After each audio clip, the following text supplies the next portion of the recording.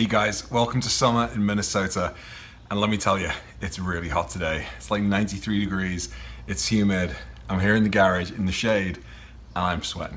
So welcome to an uncomfortable episode of Auto Amateur. Today I'm going to try and fix an issue I've got with my brakes, or my braking system. I'm not entirely sure which, but I had an error message come on the other day that showed me that my ABS and my PSM control was off. I've done a bit of research, and I think actually the way to fix this is with a little brake switch which costs $20 from Suncoast, as opposed to anything more serious. So fingers crossed. I'm going to go for the cheap fix first, see if that solves my problems, and then if not, I'm afraid I'm going to have to go to the dealer. So here it is, you guys. This is a brake switch, and from Suncoast Parts for about $20, it can be yours. So it looks pretty straightforward to plug in, and this little gadget here compresses as you're compressing the brake pedal, I believe. I don't know, I'm going to find out. So there's a blog post that I found online on Rensless Forum, which has got a few photos and some play-by-play instructions, so I'm going to give it a go and see if I can get it fixed. Unfortunately, it doesn't look like I'm going to be able to get under there in video, so before I even attempt to get started, I wanted to just see if I can get the error codes to come back to show you guys what they look like.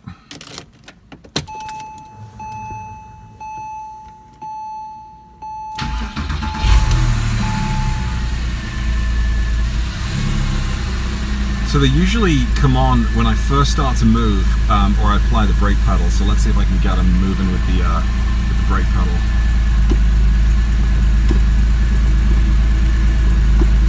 No dice. All right, let's reverse out and see if they'll come on when I move.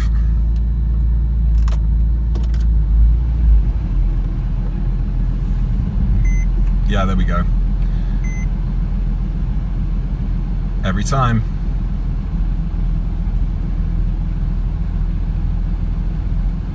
So I've got PSM failure, drive to workshop, and ABS failure. This is about as good as it's going to get. You have to switch the plunger to the right clockwise in order to get it out.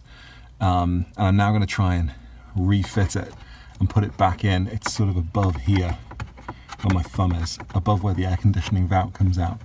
God help me, I don't know if I'm going to get it back in, but that's about the best I can do. So I've got my new switch. I'm going to try and get it fitted, and then we'll see how it goes. Okay guys, the moment of truth. $20 brake switch from Suncoast. Is it going to work?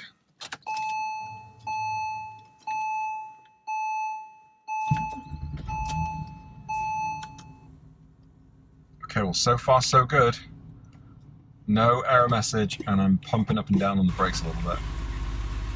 Let's see what happens when we reverse out. Beaut. No error messages. This little guy, this is the old one, underneath the brake pedal, or just to the right of the brake pedal, underneath the dash, would be the cause of the problem. So I did notice that the plunger here was a little bit shorter than the new one that I put in. I wonder if it's just worn with time and my heavy feet on the brake. Yeah, this was pretty easy to get out, so if anyone's going to try and attempt it, you can see these little numbers on the side here, and there is POM, P-O-M written upside down. There we go. As you're under the dash, there's basically a metal bracket and a hole that this sits in, like this with the numbers in, and it twists counterclockwise. So you're going to put the number side, let's get it in focus, there you go. You're going to get the number side of the little switch, put it into the hole like that, and then you're going to twist it counterclockwise. So if you were underneath, the numbers essentially would be looking down at you. And I then connected the cord to it, which sits on top of here. Let's get it in focus, which then sits on top of here. I did that afterwards because that was just getting in the way and I was getting it twisted. So when you take it out, you're going to twist it clockwise, so the T shape there is looking at you, and then you're going to pull it out, and then you're going to put the new one in, the numbers on the side, essentially the T shape facing you, and then you're going to twist it that way, counterclockwise, so the numbers are essentially pointing down to your feet. And that's it. That was it. Super simple. I guess a super simple solution with an absolute ball ache of a process and like a position to get into to pull it out and put it back in again.